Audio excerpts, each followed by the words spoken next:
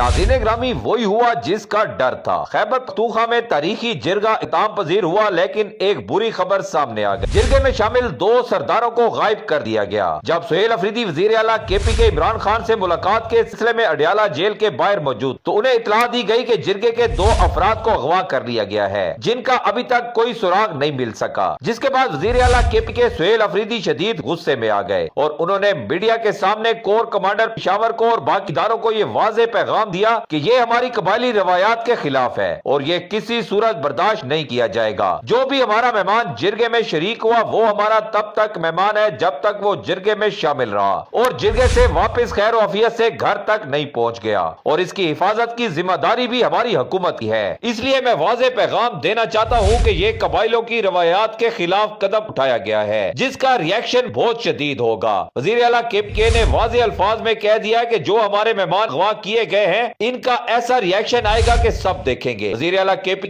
کے فوری طور پر اسلام آباد سے پشاور روانہ ہونے کی اطلاعات ہے۔ آگ دونوں طرف سے برابر لگی ہے۔ اب یہ خبر سب سے زیادہ اہمیت اختیار کر گئی ہے کہ آخر ان 2 سرداروں کو کس نے غائب کیا ہے اور کیوں غائب کیا ہے۔ تحقیقات کا آغاز کر دیا گیا ہے۔